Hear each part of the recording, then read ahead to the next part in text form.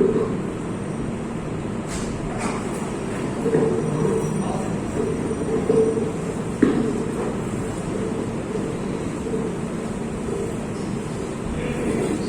عليكم ورحمة الله وبركاته.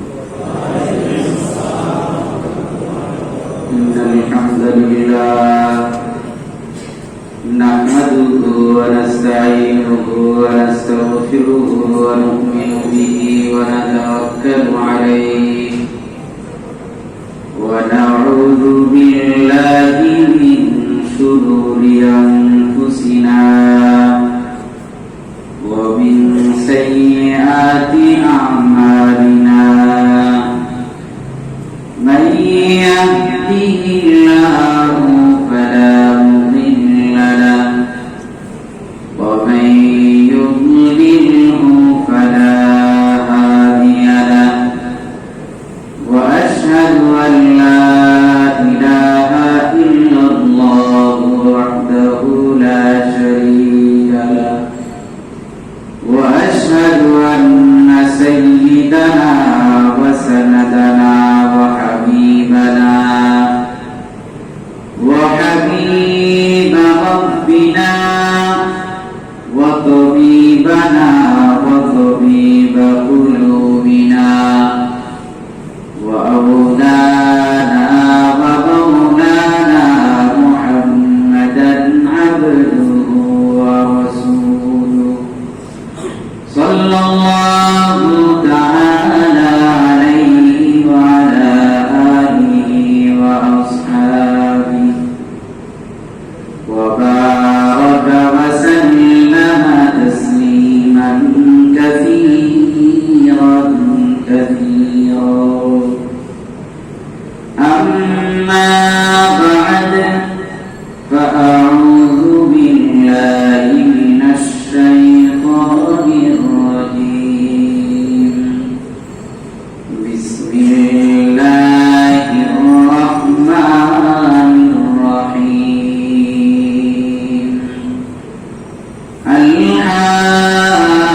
الحاقة ما الحاقة وما أدراك ما الحاقة كذبت ثمود وعاد بالقارعة فأما ثمود فأهلكوا بالطاغية وأما عاد فأهلكوا بريح صرصر عاتية سخرها عليهم 7 ليال و8 أيام حسوما فترى القوم فيها صرعا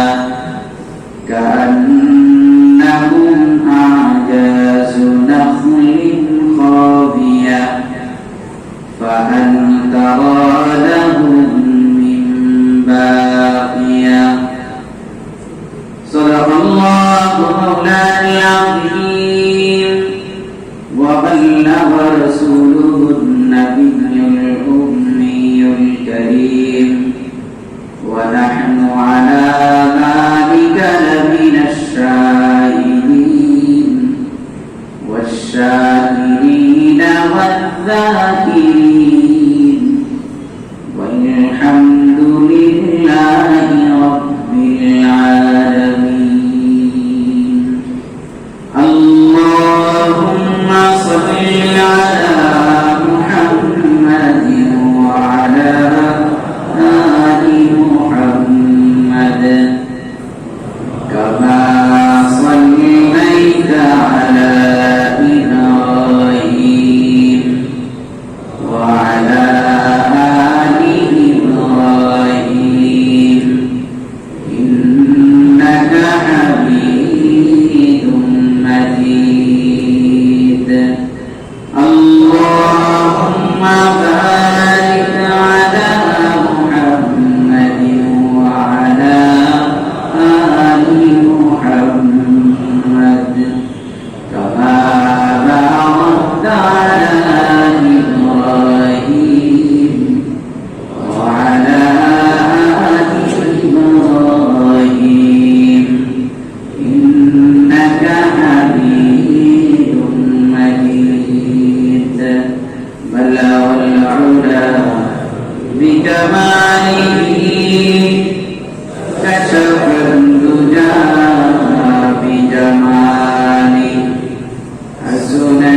جميع خصاله صلوا عليه وآله صلى الله عليه وسلم صلى الله عليه وسلم صلى الله تعالى عليه وسلم আল্লাহ রাব্বুল আলামিনের দয়া অনুগ্রহ ফজল করম যে আল্লাহ রাব্বুল আলামিন অত্যন্ত দয়া করে ভালোবেসে অনুগ্রহ করে আমাদেরকে দীর্ঘ 1.5 মাস পরে কুরআনুল কারীমের ধারাবাহিক তাফসীরি আলোচনায় অংশগ্রহণ করার তৌফিক দান করেছেন। এজন্য রব্বুল আলামিনের দরবারে কালিমাতুশ শুকর উচ্চারণ করি, বলি আলহামদুলিল্লাহ।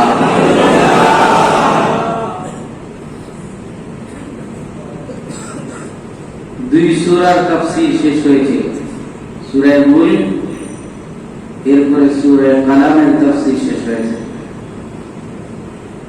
আজকে ইনশাআল্লাহ আজিজ সূরা হাক্কা থেকে তাফসীর হবে।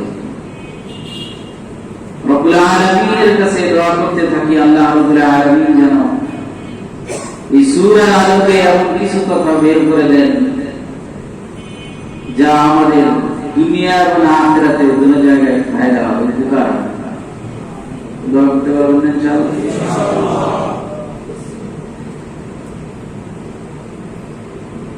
সূরা হাক্কার মধ্যে আল্লাহ রাব্বুল আলামিন বলেন, বিসমিল্লাহির রহমানির রহিম, আল হাক্কা, সুনিশ্চিত বিষয়। মাল হাক্কা, সুনিশ্চিত বিষয় কি? ওয়া মা আদরাকা মাল হাক্কা, রাসূল আপনি কি জানেন সুনিশ্চিত বিষয় কি? কাযযাবাত সামুদ ওয়া আদ বিল কারিয়া, আল্লাহ বলেন সামুদ এবং আদ সম্প্রদায়রা মহা প্রলয়কে মিথ্যা প্রতিপন্ন করেছিল। ফাআম্মা সামুদ ফাউহলিকু বিত্তাগিয়া, সামুদ সম্প্রদায়কে ধ্বংস করে দেওয়া হয়েছিল বিত্তাগিয়া, প্রলয়ঙ্কর বিপর্যয়ের মাধ্যমে। ওয়া আম্মা আদ ফাউহলিকু বিরিহিন সারসারিন আতিয়া, আর আদ সম্প্রদায় এদেরকে ধ্বংস করে দেওয়া হয়েছিল প্রচন্ড ঝঞ্ঝা বায়ুর মাধ্যমে। সাখরাহা আলাইহিম সাবআ লায়ালিন ওয়া থামানিয়াতা আইয়াম, যা তাদের উপর দিয়ে ধারাবাহিকভাবে প্রবাহিত হয়েছে 7 রাত্র 8 দিন পর্যন্ত। ফাতারাল কওমা ফিহা সারআ, আপনি যখন ওই সম্প্রদায়কে দেখতেন কান্নাহু আজাজু নাখলিন খাবিয়া, তারা অসার খজুর বৃক্ষের ন্যায় পড়ে আছে। ফাহাল তাওয়ালাহুম মিন বাকিয়া, আপনি কি দেখছেন বা দেখতেছেন তাদের কোনো অস্তিত্ব নাই? এক সূরা শেষ, একসাথে ফাহাল তাওয়ালাহুম মিন বাকিয়া, আপনি কি দেখতেছেন লাহুম মিন বাকিয়া, তাদের কোনো অস্তিত্ব আছে? আল্লাহ রাব্বুল আলামিন, এটা হলো সূরা হাক্কার মোটামুটি 8 আয়াতের মর্মার্থ। আয়াতের শুরুর দিকে আল্লাহ রাব্বুল আলামিন, সূরা শুরুর দিকে আল্লাহ বলেন আল হাক্কা মাল হাক। এই সূরাটার মধ্যে 2টা রুকু আছে। কয়টা রুকু? 2টা। এই সূরাটা জনাবে মুহাম্মদুর রাসূলুল্লাহ সাল্লাল্লাহু আলাইহি ওয়াসাল্লাম মদিনা মুনাওয়ারায় হিজরত করার পূর্বে মক্কায় নাযিল হয়েছে। এজন্য এই সূরাটা মক্কি সূরা। এই সূরাটার মধ্যে প্রায় 256টা শব্দ আছে। কত? 256টা শব্দ আছে এবং 1480টা অক্ষর আছে। 256টা শব্দ, 1480টা অক্ষর আছে। উলামায়ে কেরাম কি কাম করে দিয়েছে? চাকরি করে না হুজুরেরা, কি করে খায়? যে আল্লাহর কালামের হরফ গণনা করে খায়, আল্লাহর কালামের শব্দ গণনা করে খায়। আজকে না গেছে জুমার সময় রিজিকের জিম্মাদার কে? আপনি চাকরি ব্যবসা সব কিছুর পিছনে পিছনে ঘুরতে ঘুরতে সময় নষ্ট করলেন। ওলামায়ে কেরাম একটা মাধ্যম ধরে আল্লাহর কোরআন নিয়ে ব্যস্ত। আল্লাহ কইও না কি কাম করে খায়? ওলামায়ে কেরাম কোরআনে কারীম নিয়ে ব্যস্ত হয়ে খায়, সব সময় কোরআনে কারীম নিয়ে ব্যস্ত। নতুবা কিভাবে বের করলো 256টা শব্দ, 1480টা অক্ষর আছে? সুবহানাল্লাহ। এই সূরার সাথে পূর্বের সূরার যোগসূত্র কি? পূর্বের সূরা তালাক আর এই সূরা হলো সূরা হাক্কা। এই সূরার সাথে পূর্বের সূরার যোগসূত্র কি? নাজমুদ দুরার ফি তানাসুবিল আয়াত ওয়াস সূরা নামক গ্রন্থের মধ্যে এসেছে এই আয়াতের সাথে পূর্বের সূরার কঠিন সম্পর্ক আছে। কোরআনে কারীমের প্রত্যেকটা সূরার সাথে প্রত্যেকটা আয়াতের সাথে সম্পর্ক আছে। এই আয়াতের সাথে এই আয়াতের কি সম্পর্ক? এই আয়াতের সাথে এই সূরার সাথে এই সূরার কি সম্পর্ক? ঠিক এই সূরা হাক্কা আর সূরা কালামের সাথে সম্পর্ক আছে।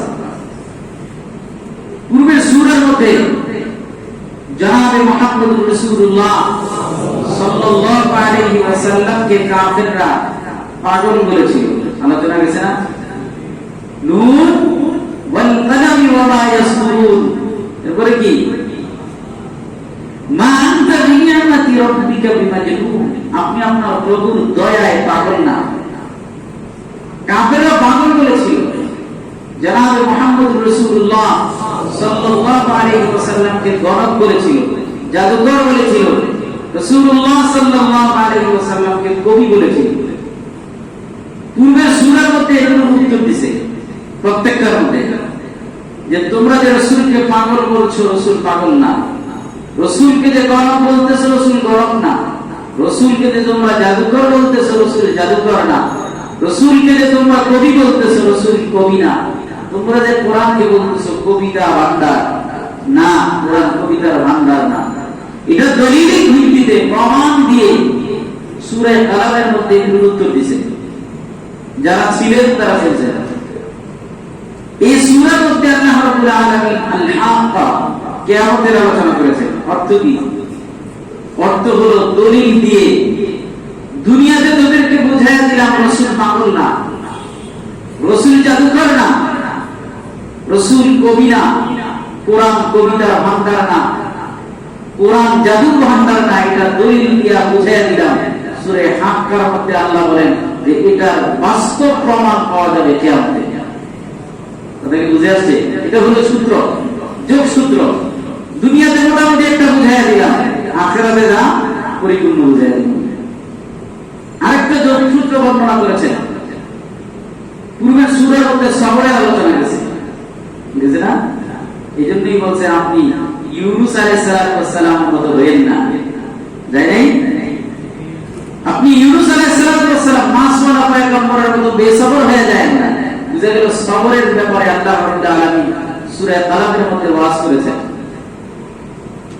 আল্লাহ রাব্বুল আলামিন বলে দিয়েছেন যে ওই সূরার মধ্যে সবর করো, একটু মুসিবত আসছে সবর করো, দুনিয়াতে কিছু প্রতিদান দেওয়া হবে, আল হাক্কা আখিরাতে গেলে পরিপূর্ণ প্রতিদান দেওয়া হবে। যোগ সূত্র বুঝে আসতেছে? পূর্বের সূরার মধ্যে বলছে সবর করো, দুনিয়াতে কিছু প্রতিদান দেওয়া হবে। ইউনূস আলাইহিস সালামের মতো বেসবর হয়ো না। এই সূরার মধ্যে বলে কিয়ামত আসছে, কিয়ামতের মধ্যে পরিপূর্ণ তোমাকে জাযা দেওয়া হবে। বেসবর হলে চলবে? জি, বেসবর হলে চলবে না। আয়াতে লা তাকানাতু আয়ে হাওসানা হাফজাতে मंजिले हंसती थे हर के देशो आ रहा है सब तेरी। কবি বলে তোমার যদি আয়াতে লা তাকানাতু মিন রাহমাতিল্লাহ উপরে ভরসা থাকে তাহলে তোমার ক্ষতি কোথায়, তোমার আর পেরেশানি কোথায়? তোমার তো এই আয়াতের উপরে ভরসা আছে, রব্বুল আলামিনের রহমত থেকে নৈরাশ হতে নেই, রব্বুল আলামিন আমাকে জাযা দিবেন, তাহলে আর পেরেশানি কি? আসবে, সবর আসবে, সবরের প্রতিদান আসবে। এখন দুনিয়াতে একটু নাও, আখিরাতে গেলে আল হক। রব্বুল আলামিন বলেন এই সূরার সাথে ওই সূরার সম্পর্ক হলো দুনিয়াতে অল্প নাও, আখিরাতে পরিপূর্ণ দিন। আর একটা যোগসূত্র এই সূরার সাথে পূর্বের সূরার মধ্যে মুফাসসিরিন একরাম বর্ণনা করেছেন যে এই সূরার সাথে আরেক পূর্বের সূরা আরেকটা যোগসূত্র আছে, সেটা হলো জাযা দুই প্রকার। আপনি মনে করবেন না যে যারা কুরআন এরা তো জানে, নতুন আছে কিছু এই যে বোঝা যাইতেছে, আপনি মনে করেন না সুর দিয়ে আওয়াজ হবে, এখানে অনেক ধৈর্য সহকারে বসে থাকছি শুনতে হবে। কথা বুঝে আসছে? কি লেগে বলছি জানেন, কিছু কিছু উঠে যাইতেছে, এর হলো নতুন, আগা মাথা পাইতেছে না। সাজা, সাজা হলো দুই প্রকার। এক প্রকার সাজাকে বলে ইবতিলা, আরেক প্রকার সাজাকে বলে হাক্ক। মনে রাখবেন, ইবতিলা কাকে বলে? ইবতিলা হলো বাবা সন্তানকে মারে, ইবতিলা বাবা সন্তানকে মারে, মেরে ফেলে গো। বাবা সন্তানকে শাসন করে মারার জন্য, যে মরে যা, জবাই করে দিব, বলে না বাবা জবাই করে দিব, কিন্তু অর্থ কি জবাই করে দিব? শাসন কি? এমন তো বাবাও সন্তানকে হত্যা করে, সন্তান বাবাকে হত্যা করে, দয়া মায়া সব চলে গেছে, আছে কোন মায়া মহাব্বত কিচ্ছু নাই, সব শেষ। বাবা সন্তানকে শাসন করে, এটার অর্থ এটা সন্তানকে মেরে ফেলবে। রব্বুল আলামিন ইবতিলা হলো রব্বুল আলামিন মানুষদেরকে কিছু কষ্ট মুসিবত দেয়, কিছু মানুষকে, ওটা এই জন্য দেয় যাতে করে মানুষ শুধরায় যায়। আমাকে ভুলে গেছিল, এখন যেন মানুষ আবার আমাকে স্মরণ করে। আমাকে, আমার রাসূলকে ভুলে গিয়েছিল, এখন যেন মানুষ আবার সুন্নাত তরিকায় চলে, নামাজ ধরে, রোজা রাখে, দাড়ি হঠাৎ করে রাখছে, হঠাৎ করে চাইছে বলেছে। আল্লাহ রাব্বুল আলামিন একটা মুসিবত দিয়ে দিয়েছে, চিন্তা করলো দাড়ি তো সারা যাবে না, আমার দাড়ি রাখছে, তো আল্লাহ তো মুসিবত দিছে কেন? দাড়ি রাখলে আবার শাস্তি কেন? কি জন্য? আবার দাড়ি রাখ। আরে দাড়ি রাখলে তো সুবিধা, সুবিধা না? কবরে গেলেই তো দেখো মুসলমান অর্ধেক মামলা আছে, দাড়ি না থাকলে হিন্দু না খ্রিস্টান না বৌদ্ধ তোমরা বুঝে যাবে। তেরে মাহবুবে কে আরব शबारत लेके आया हो,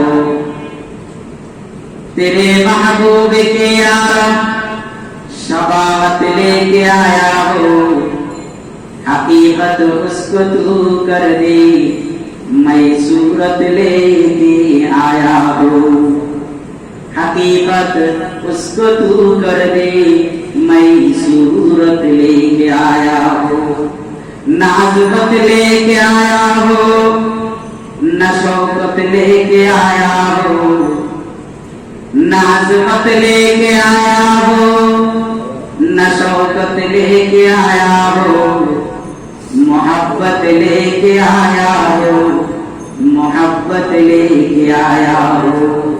দাড়িটা যদি থাকে কবরে যাওয়ার পরে বলতে পারবো আল্লাহ, ও ফেরেশতারা আল্লাহকে বলো তার রাসূলের সুরত নিয়ে কবরে এসেছি, রাসূলের দাড়ি ছিল, আমার মুখের মধ্যেও দাড়ি আছে।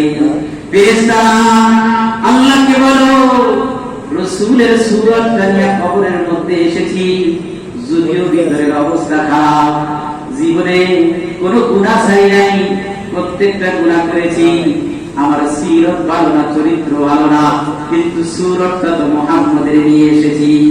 আল্লাহকে বলো, আল্লাহকে বলো এটা কি যেন উসিলা করে আমি এই আল্লাহর এই প্রাপ্ত বান্দাকে আল্লাহ যেন মাফ করে দেয়।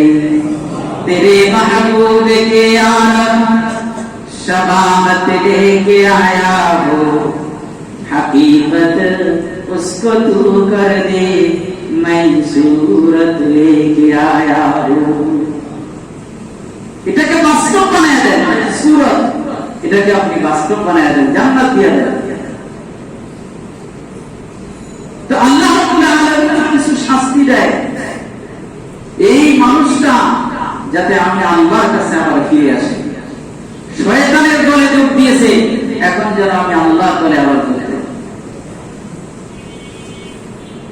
দল ছিল শয়তানের, হিজবুশ শয়তানে ছিল, এখন হিজবুল্লাহর মধ্যে চলে আসে। কিসের মধ্যে চলে আসে? এখন আপনারা আবার হিজবুল্লাহ মানে অন্য দল মনে করেন। হিজবুল্লাহ মানে আল্লাহর দল। এখন এই দল নাম দিয়ে যদি কেউ দুই নম্বরই করে, এটা কি আল্লাহর দলের বদনাম হবে? আইলে যদি মসজিদে জুতা চুরি করতে হয়, মুসল্লির লেবাস লাগানো লাগে না? লাগে না? মুসল্লি হতে হবে, এরপর একটা জুতা চুরি করবো। মুসল্লি যদি না সাজে তাহলে তো জুতা চুরি করতে পারবো না। এই জন্য আল্লাহ রাব্বুল আলামিন কিছু কিছু শাস্তি দেন মানুষদেরকে শুধরাইবার জন্য, এটাকে বলা হয় ইবতিলা। আরেকটা বলা হয় হাক্কা।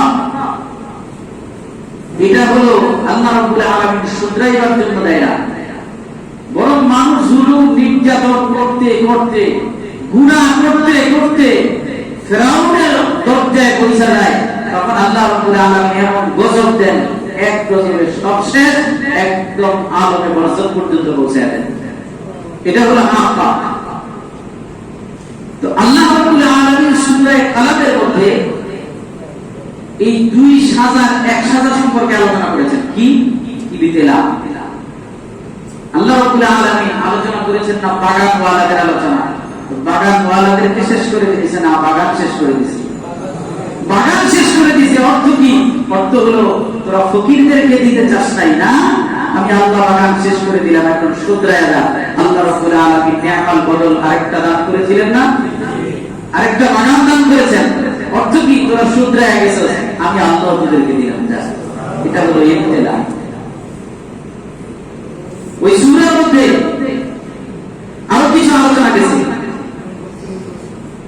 যেমন হযরতে নূহ আলাইহিস সালাতু ওয়াস সালামের আলোচনা গেছে, হযরতে নূহ ইউনূস আলাইহিস সালাতু ওয়াস সালামের আলোচনা গেছে, ইউনূস আলাইহিস সালাতু ওয়াস সালামের। তো হযরত ইউনূস আলাইহিস সালাতু ওয়াস সালামকে যে আল্লাহ রাব্বুল আলামিন শাস্তি দিয়েছেন, মাছের পেটে ভেড়া বলেছে নাকি শাস্তি দিয়া বুঝাইছে ঠিক হয়ে যাও, আল্লাহ ঠিক করে দিয়েছে, আবার জনগণের মাঝে নবী হিসেবে প্রকাশ করে দিয়েছে। ইবতিলা মানে কি? শুধরায়া যাও, তুমি সবর করো নাই কেন, এজন্য একটু শাস্তি দিয়েছে। এখন আল্লাহ রাব্বুল আলামিন আবার নবী হিসেবে প্রকাশ করছে। তো পূর্বের সূরার মধ্যে ইবতিলার আলোচনা, এখন সাজা আরেকটা প্রকার হয়ে গেছে না? কি? হাক্কা মানে একদম শেষ করে দেওয়া। আল্লাহ রাব্বুল আলামিন এই সূরার মধ্যে হাক্কা সম্পর্কে আলোচনা করেছেন।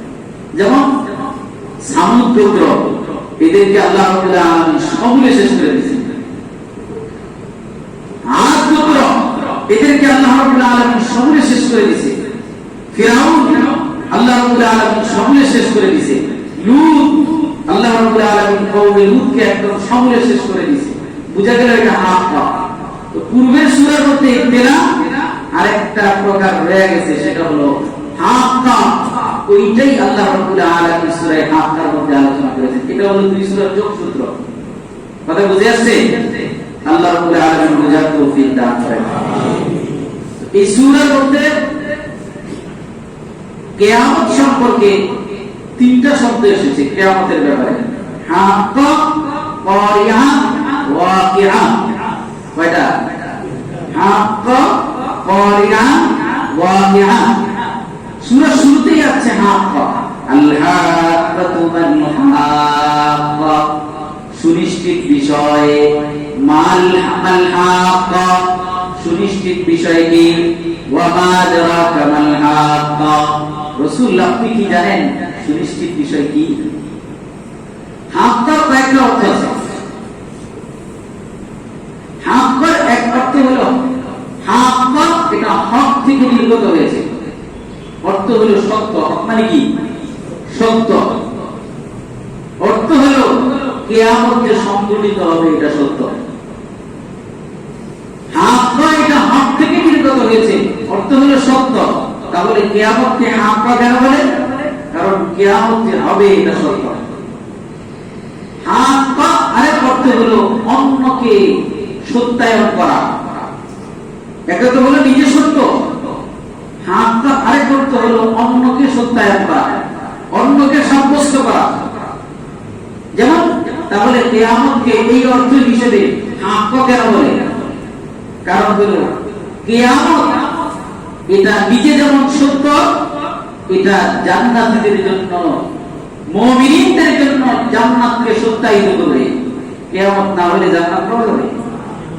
তাহলে বুঝা গেল হক এটা যেমন নিজে, কিয়ামত নিজে যেমন সত্য, অন্যকে সত্যায়ন করে। মানে কি? মুমিনদের জন্য জান্নাতকে সত্যায়ন করে দেয়, সাব্যস্ত করে দেয়। আর কাফিরদের জন্য জাহান্নামকে সাব্যস্ত করে দেয়। এজন্য কিয়ামতকে হাত ধরে। কথা বুঝে আসছে? হাতটার মুফাসসিরিনে ইকরাম আরেকটা অর্থ করেছেন, দুইটা অর্থ পাইলেন। হাতটা আরেকটা অর্থ করেছেন যে হাতটা এটা হক থেকে নির্গত। অর্থ হলো আমরা বলি না বাপে ছেলের হক দেয় না, ছেলে বাপের হক দেয় না, যে হক বলি না, এই হক অর্থ কি? এই হক মানে অধিকার। এই হক মানে আমরা বলি হক কথা কয় না, মানে সত্য কথা বলে। হক মানে আমরা দুই দিকে বুঝাই, হক কথা কয় না মানে হলো সত্য কথা বলে না। আবার বলি ছেলে বাপের হক দেয় না, বাপে ছেলের হক দেয় না। এখানে অর্থ কি সত্য? এখানে কি হক মানে অধিকার। তো হকের আরেক অর্থ আছে অধিকার। আল্লাহ রাব্বুল আলামিন তাহলে এই অর্থ হিসেবে কিয়ামতকে হাত পা কেন বলে? কারণ হলো কিয়ামতের ময়দানে দুইটা অধিকারের বিচার করা হবে। একটা হলো হকুল্লাহ আর একটা হলো হকুল ইবাদ।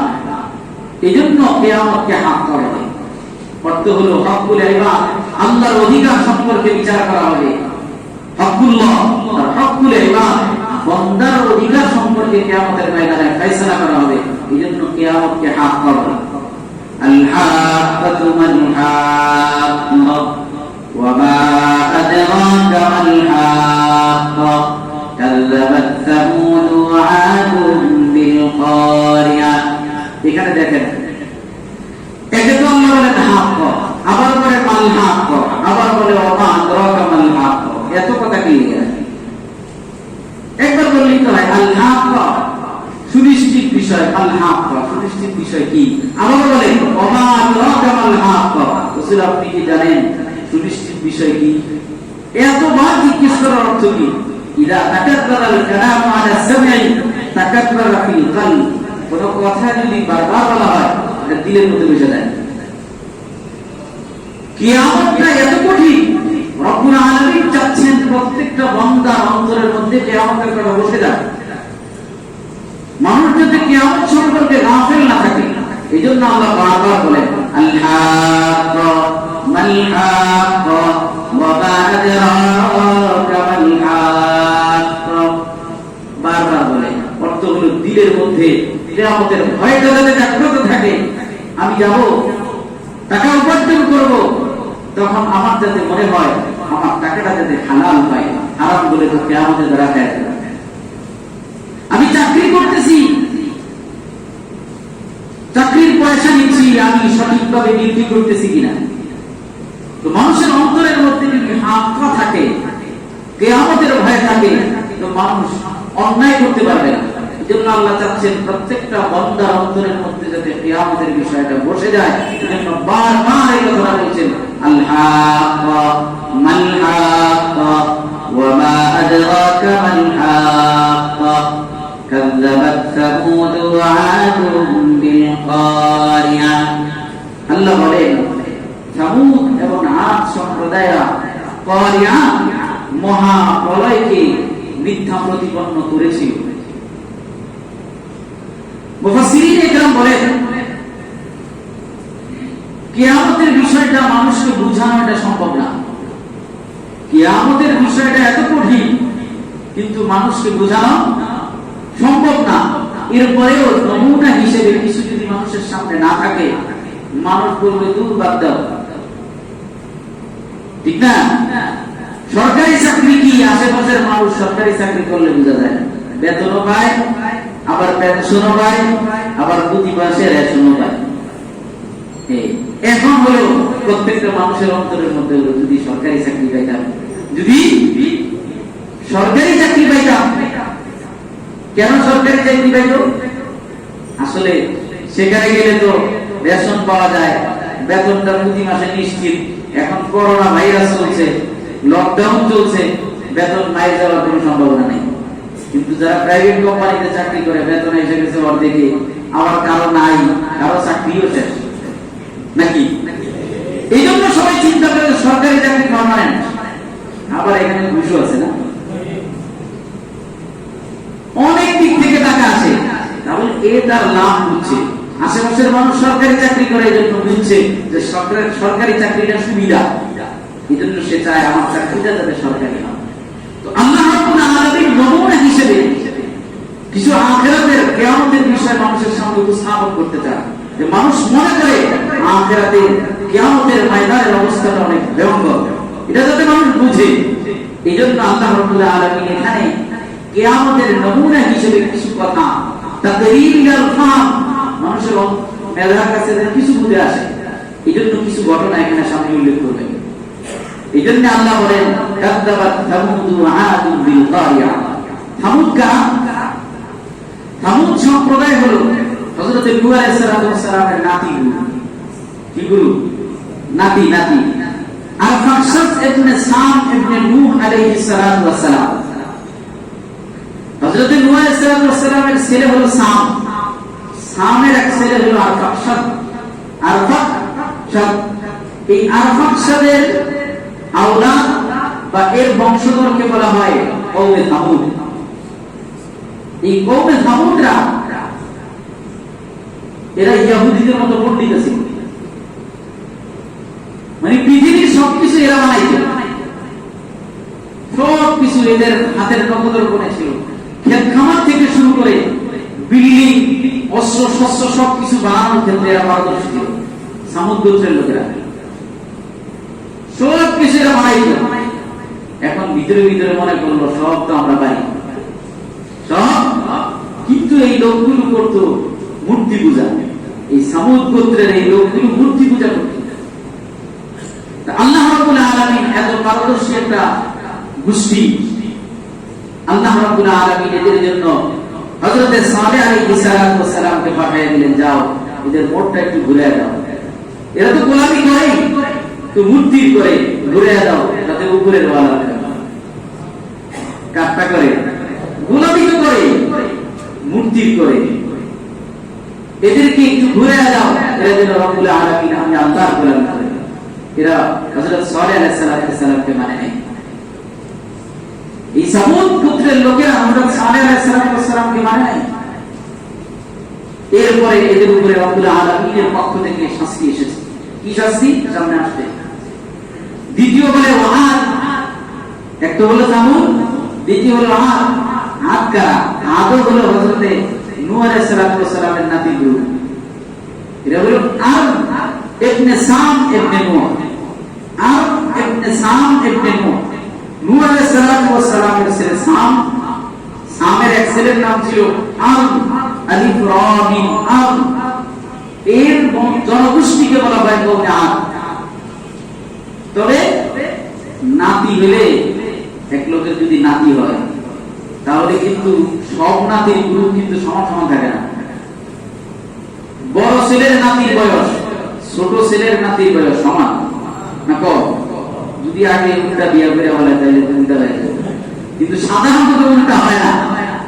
বড় ছেলের নাতির বয়স একটু বেশি থাকে, ছোট ছেলের নাতির বয়স একটু কম থাকে। তো আর এটা ছিল আরফাকসাদের বড়, কথা বুঝতে পারছেন? আরফাকসাদের বড়। তো আদ সম্প্রদায়ের গ্রুপটা হলো আগে, যেহেতু বড়। আর সাম আর কওমে সামুদের গ্রুপটা আরফাকসাদের থেকে, এরা হলো পরে। আগে কি? আদ, পরে হলো সামুদ। এই সামুদ গোত্রের লোকেরা পৃথিবীর অন্যান্য মানুষের চাইতে হাত পাও পুরো বডি স্ট্রাকচার ছিল অনেক বড় বড় দেহের অধিকারী ছিল। পাহাড় থেকে ফেলে মানুষদেরকে ধৈরা যারে মনে দাঁড়িয়ে বাড়ি যারে মনে চাইতো দাঁড়িয়ে ফেলে, যেখানে যুদ্ধে যাইতো এখানে বিজয়ী হইতো। এত বড় বড় মানুষ দেশের জন্য টিপ দিয়ে মেরে ফেলে অনেক বড় দেহের অধিকারী ছিল এই আদ সম্প্রদায়ের মানুষ। তো ভিতরে একটা ভাব তৈরি হয়েছে, আমরা তো সব পারি। এরা একটু ইবাদত করতো, যখন ভিতরে অহংকার চলে আসলো রব্বুল আলামিনের গোলামি ছেড়ে দিল। আস্তে আস্তে কুফরের মধ্যে লিপ্ত হয়ে গেল, আস্তে আস্তে এরা খারাপ হয়ে গেল। হযরতে হুদ আলাইহিস সালাতু ওয়াস সালামকে আল্লাহ রাব্বুল আলামিন এই কওমে আদের নিকট প্রেরণ করলেন, যাও এরা তো নষ্ট হয়ে গেছে, এদেরকে আবার ঘুরে আমি আল্লাহর ইবাদতের দিকে ফিরে আনো। এরা তো তাকাব্বুর অহংকারের মধ্যে লিপ্ত হয়ে গেছে, এদেরকে ঘুরে আনো আমার দিকে। হযরতে হুদ আলাইহিস সালাতু ওয়াস সালাম আদ সম্প্রদায়ের কাছে এসেছিল, কিন্তু এরা হযরতে হুদ আলাইহিস সালাতু ওয়াস সালামকে মানে নাই। রব্বুল আলামিনের পক্ষ থেকে এদের কাছে আযাব এসে গেছে। কি আযাব? সামনে আসছে আল্লাহ রাব্বুল আলামিন বলবেন। তো এই আয়াতের মধ্যে আরেকটা শব্দ হলো কারিআ, কেটে গেল। কাযাবাত সামুদ ওয়া আদ বিল কারিআ। এই আয়াতের মধ্যে তৃতীয় শব্দ হলো কারিআ। কারিআ মানে কি? কারিআ মানে মুনতাশির, বিক্ষিপ্ত। অর্থাৎ কিয়ামতের ময়দানে সব বিক্ষিপ্ত হয়ে যাবে। আমরা বলি না তুলার মতো উড়ে যাবে, একদম বিক্ষিপ্ত হয়ে যাবে কিয়ামত। এইজন্য কিয়ামতকে কারিআ বলে, সব বিক্ষিপ্ত করে ফেলবে। আসমান জমিন পাহাড় পর্বত সব কিছুকে কি করে ফেলবে? আমারে গত জুমায় একটা শব্দ শুনাইছে, ওই শব্দটা এখানে মিলে যে এমন তুফান হয়েছে সব পরিবারের সব মানুষগুলোকে বিক্ষিপ্ত করে ফেলছে, সব এক একজন এক এক বাড়িতে গিয়ে উপস্থিত হয়েছে। অর্থাৎ বাপে গিয়া শ্বশুর বাড়িতে, সন্তান গিয়া নানার বাড়িতে, মায় গিয়া বাপের বাড়িতে। অর্থ কি? অর্থ কি? আরে অর্থের ভাবগুলো এক জায়গায়। কে যেন আমার কথা তোমার আগে সময় শুনেছে, বিক্ষিপ্ত করে ফেলবে। এমন তুফান, তুফানে সব বিক্ষিপ্ত করে ফেলছে। বিক্ষিপ্ত না একত্রিত করছে এক জায়গায়। সন্তান গেছে নানার বাড়িতে, বাবা গেছে শ্বশুর বাড়িতে, মা গেছে বাপের বাড়িতে, সব বিক্ষিপ্ত। এক একজন এক এক বাড়িতে, সব কি এক বাড়িতে।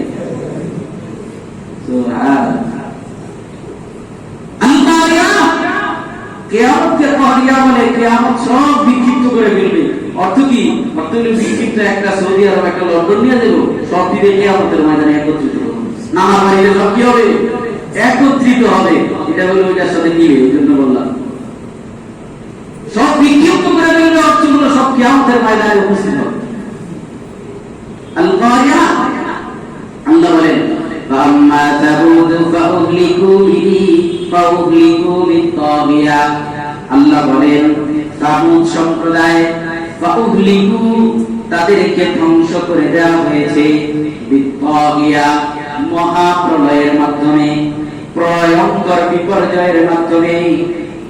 তামুদ সম্প্রদায়কে ধ্বংস করে দেওয়া হয়েছিল মহাপ্রলয়ঙ্কর বিপর্যয়ের মাধ্যমে, তাদেরকে ধ্বংস করে দেওয়া হয়েছিল। তগিয়া মানে কি? তগিয়া কাকে বলে? তগিয়া অর্থ কি? তগিয়া বলা হয় এমন বাতাস, যে বাতাসটা দুনিয়ার সমস্ত বাতাসের একত্রিত করছে। দুনিয়ার পৃথিবীতে যত বাতাস আছে, কেউ কেউ বলেন যে সমস্ত বাতাসকে একত্রিত করলে যেমন হবে, ঠিক তগিয়া মানে এমন বাতাসের দ্বারা আল্লাহ রাব্বুল আলামিন তাদেরকে ধ্বংস করে দিয়েছে। দুনিয়ার এই যে কিছুদিন আগে বাতাস হইল, এখানে তো দাঁড়িয়ে থাকা সম্ভব না। কি জানো? ইয়াসের সামনেই তো দাঁড়িয়ে থাকা সম্ভব না। এমন ইয়াস, সিলোর, আইলা, নার্গিস, আর যেন কি কি আছে, এগুলো সবগুলোকে যদি একত্রিত করে দেওয়া হয়, দাঁড়িয়ে থাকতে পারবেন? তো কওমে সামুদকে ধ্বংস করে দেওয়া হয়েছিল বাতাসের মাধ্যমে।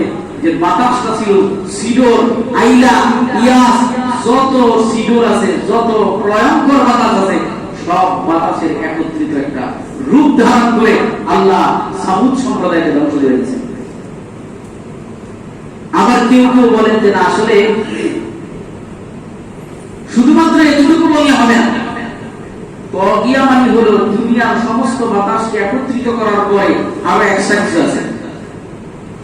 এই জন্য হযরত কাতাদা রাহমাতুল্লাহ আলাইহি বলেন, ইয়াসাইহাতুল্লাতী খারাজাত মিন হাদ্দি কুল্লি সাইহা, এটা হলো এমন বাতাস যেটা সমস্ত বাতাসের সীমানাকে অতিক্রম করে গেছে।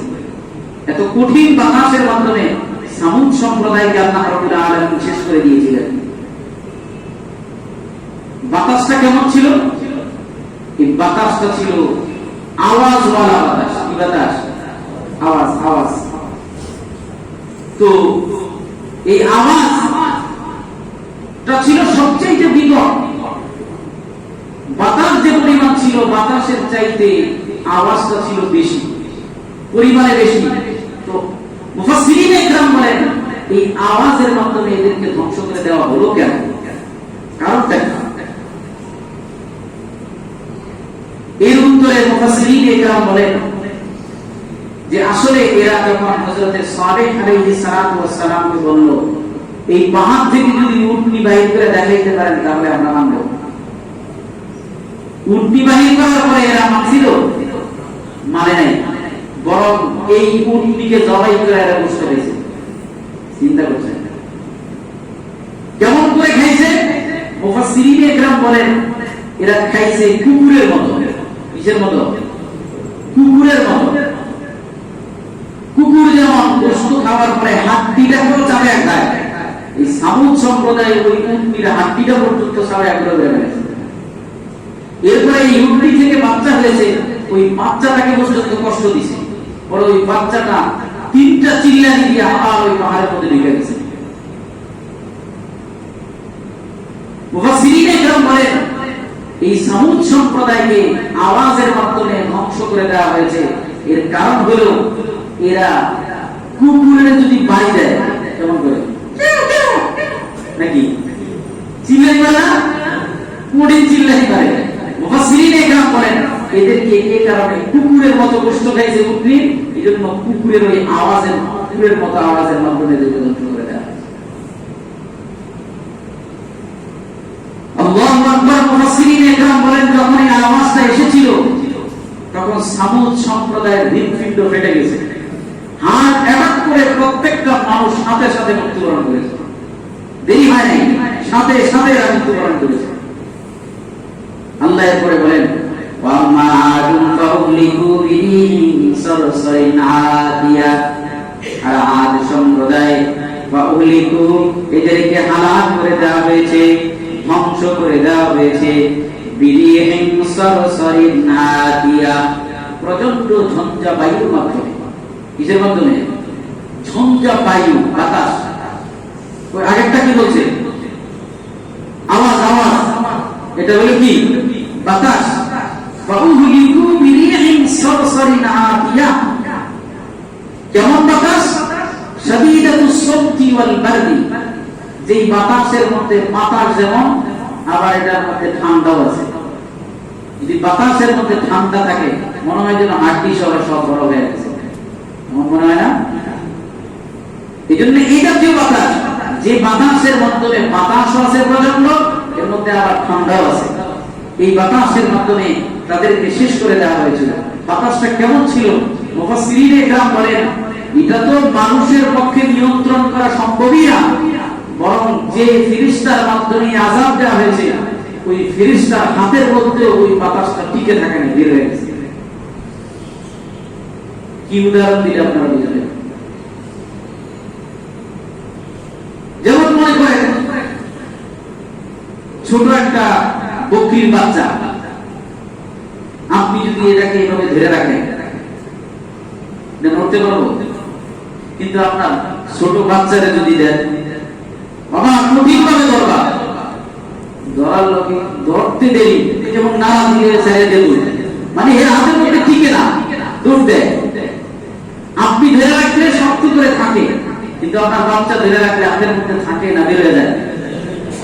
মুফাসসিরিনে ইকরাম বলেন আদ সম্প্রদায়কে এমন বাতাসের মাধ্যমে ধ্বংস করে দেওয়া হয়েছে এটা মানুষের পক্ষে তো এটাকে নিয়ন্ত্রণ করা সম্ভবই না। যে ফেরেশতার হাতে দেয়া হয়েছে ওই ফেরেশতার হাত থেকে এমনিতেই বের হয়ে গেছে। বুঝে আসছে আপনাদের? এত কঠিন বাতাস দিয়ে আদ সম্প্রদায়কে আল্লাহ রাব্বুল আলামিন ধ্বংস করে দিয়েছেন। যে আদ সম্প্রদায়ের এত বড় বড় হাত ছিল, এত বড় বড় পা ছিল, নিজেরা বলেছিল মান আশাদ্দু মিন্না কুওয়া, আমাদের যে শক্তিশালী আর কে আছে, যেদিকে যাই ওদিকে আমরা বিজয়। তাকাব্বুর, তাকাব্বুর অহংকার, অহংকার পতনের, অহংকার পতনের। আমি যদি মনে করি গদির সাপ, আপনি যদি মনে করেন হাজার হাজার কোটি টাকার মালিক, আপনি যদি মনে করেন নেতা, তাহলে ধরা গেছে। আপনি যদি নেতা মনে করে নেতা হয়ে জনগণের কাতারে দাঁড়াইতে পারেন, দেখবেন জনগণ আপনাকে মেনে নেবে। আপনারা কঠিন, এই নেতার চাইতে ভালো নেতা হতেই পারে। আপনি যদি খতিব হয়ে মুসলিমদের কাতারে দাঁড়াইতে পারেন, আপনার মতো ভালো খতিব আর হতে পারে। কিন্তু এটা তো ভিতরে আসে, আমি খতিব সাহেব এইভাবেই তো বাঁচি না। मिटा दो अपनी हस्ती को अगर कुछ मर्तबा चाहो, मिटा दो अपनी हस्ती को अगर कुछ मर्तबा चाहो, कि दाना के में मिलकर बोलो गुलजार होता है। মনে করেন বাজারে গিয়ে নেশপাতি কিনে নিয়ে আসেন, বাজারে গিয়ে বেদানা কিনে নিয়ে আসেন, এর পিছনে কি হয়েছে? নেশপাতির একটা পিসি নিজের অস্তিত্বকে মিটায় দিয়েছে, দামি নেশপাতি বাজারে চলে আসে। বেদানার একটা বিচি নিজের অস্তিত্বকে মাটির সাথে মিশায় দিয়েছে, দামি দামি বেদানা বাজারে চলে আসে। ড্রাগনের একটা বিচি নিজের অস্তিত্বকে মাটির সাথে মিশায় দিয়েছে, দামি দামি ড্রাগন বাজারে চলে আসে। আছে নাই? কেন? ওই যে একটা বিচি নিজের অস্তিত্বকে মিটায় দিয়েছে। আপনিও যদি আপনার অস্তিত্বকে মিটায় দিতে পারেন, আপনিও যদি, আমিও যদি আমার অস্তিত্বকে মিটায় দিতে পারি এবং দামি হয়ে যাব, আল্লাহ রাব্বুল আলামিন দামি বানায় দিবেন। এটাই বলেন বেটা দো আপনি হস্তি কো अगर कुछ मर्तबा चाहो, कि दाना खाक में मिलकर गुलो गुलजार होता है। এরা তাকাব্বুর, অহংকারের মধ্যে লিপ্ত ছিল আর বলেছিল মান আশাদ্দু মিন্না কুওয়া, আমাদের চাইতে শক্তিশালী আর কে আছে? আল্লাহ বলেন যা, সাধারণ একটা বাতাস দিয়ে ওদেরকে শেষ করে দিল। আর কিছুই লাগে না, পুরা তোদের বডির মধ্যে আগুন, পানি, মাটি, বাতাস কয়টা আছে? চারটা। শুধু একটা দিয়ে তোদেরকে ধ্বংস করে দিল। যে আগুন, পানি, মাটি, বাতাস, এই চারটা দিয়ে বানানোর পরে তোদের হাত এত বড়, তোদের পা এত বড়, তোদের দেহ এত বড়, এটার মধ্যে কয়টা পদার্থ আছে? চারটা পদার্থ আছে। চার পদার্থের প্রভাবে তোরা এত বড়, চার পদার্থের প্রভাবে তাদের হাত এত বড়, চার পদার্থের প্রভাবে তাদের দেহ, শরীর, পা এত বড় বড়। আমি আল্লাহ চার পদার্থের দরকার নাই, একটা দিন তোদেরকে ধ্বংস করে দিল। তোরা চারটার কারণে হলি, এরপরে নিজেদেরকে তাকাব্বুর, অহংকারে ভরে বেড়াইছে। আর আমি আল্লাহ একটা দিন ধ্বংস করে দিতে পারি। বিরিহিম সরসরি আতিয়া। আল্লাহ সাখখারা আলাইহিম সাবআ লায়ালিন ওয়া তামানিয়াতা আইয়াম হুসুবান ওয়া ফাতাওয়াল কওমা ফিহা সারা কান্নাহুম আজাযু নাখলিন খাবিয়া ফাহাল তারা লাহুম মিন বাকিয়া। আল্লাহ রাব্বুল আলামিন বলেন, এই যে আদ সম্প্রদায়ের উপরে বাতাস এসেছিল, এই বাতাসটা তাদের উপরে ছিল কতদিন? 7 রাত্র আর 7 দিন, 7 রাত্র 8 দিন। মুফাসসিরিন একরাম বলেন শাওয়ালের 22 তারিখ থেকে শুরু হয়েছিল। এখন শাওয়াল মাস চলতেছে, কিন্তু আজকে কয় তারিখ? শাওয়ালের 15। এই আদ সম্প্রদায়ের উপরে আযাব যে শুরু হয়েছিল শাওয়ালের 22 তারিখ থেকে শুরু হয়েছিল। এই মাস শাওয়ালের 22 তারিখ সকাল বুধবার থেকে শুরু হয়েছে। 29 তারিখ বুধবার বিকাল বেলা তাদের উপরে আযাব শেষ হয়েছে। যদি 22 তারিখ বুধবার সকাল থেকে শুরু হয়ে 29 তারিখ বুধবার বিকাল পর্যন্ত তাদের উপরে শাস্তি চলে, কতদিন কত রাত্র হয়? 7 দিন না 8 দিন? 8 দিন 7 রাত্র, সকালে শুরু হলো, ওটা তো রাত্র নাই, তো 8 দিন 7 রাত্র পর্যন্ত তাদের উপরে আযাব ছিল। কেউ কেউ বলেছেন যে আসলে ওটা বুধবার ছিল না, জুমার দিন ছিল, এক জুমা থেকে আরেক জুমা পর্যন্ত তাদেরকে শাস্তি দেওয়া হয়েছে। ধারাবাহিকভাবে, এমন না দুইটা দিলাম এরপরে একটু আল্লাহ আল্লাহ, এরপরে কতক্ষণ জিরানোর পরে আবার শুরু না, হুসুমা ধারাবাহিকভাবে চলতেছিল, তো চলতেই ছিল। 7 রাত্র 8 দিন পর্যন্ত ধারাবাহিকভাবে আল্লাহ তাদের উপরে আযাব দিয়েছেন। আল্লাহ বলেন ফাতারাল কওমা ফি সাফিহা সারহা কাআন্নাহুম আজাজু নাখলিন খাবিয়া, এরা খরজুর, অসার খরজুর বৃক্ষের মতো একদম পড়েছে। আমরা বলি যদি শরীর বড় হয় মানুষের, ঘুমায় না অনেক সময়, আপনি নিজেও মসজিদে যদি কেউ বড় দেহের শুয়ে থাকে গাছের মতো হয়ে গেছে, বলি এই কথা নাকি একটা আমি আছি, আপনারা বলেন না? কেউ যদি অনেক বড় দেহ যদি এভাবে শুয়ে থাকে, দেখতে গাছের মতো হয়ে গেছে। আল্লাহ বলেন আজাজু নাখলিন খাবিয়া, যে এরা আল্লাহ ধ্বংস করে দেওয়ার পরে এদের অবস্থা হয়েছে অসার খরজুর বৃক্ষের মতো একদম শুয়ে আছে, পড়ে আছে। কিভাবে আজাজ কাকে বলে?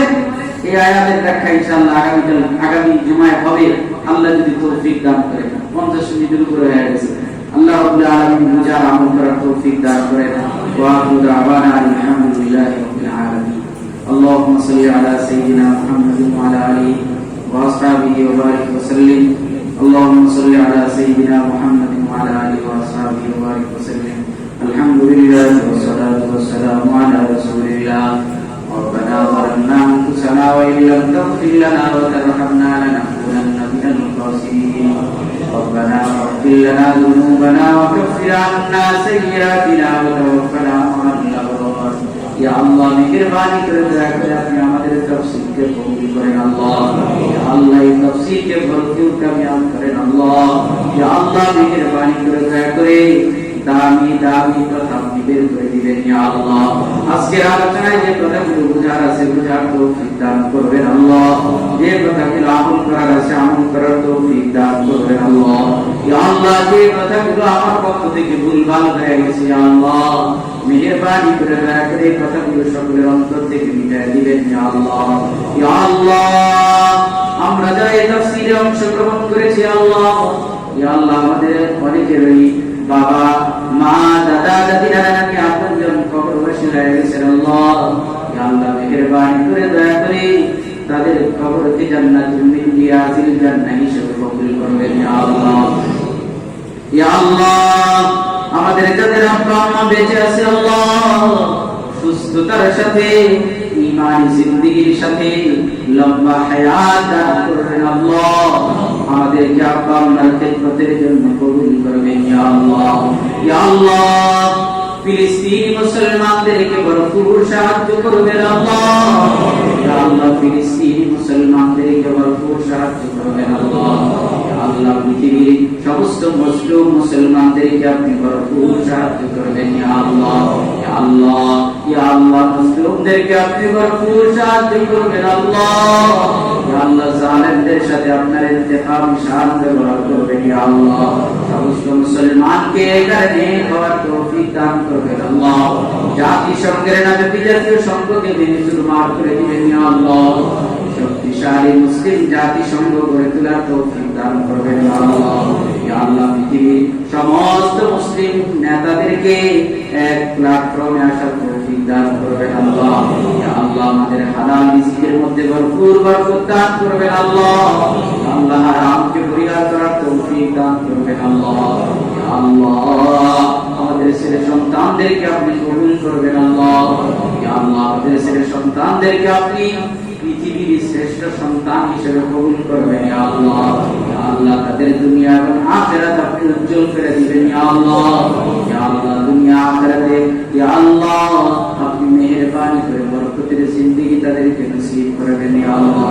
ইয়া আল্লাহ সন্তানের কারণে কবরে আমাদেরকে ধরবেন না ইয়া আল্লাহ। ইয়া আল্লাহ সন্তানদেরকে আল্লাহ তাকওয়াওয়ালা মুত্তাকি ফরহেজগার সন্তান হিসেবে আপনি কবুল করবেন ইয়া আল্লাহ।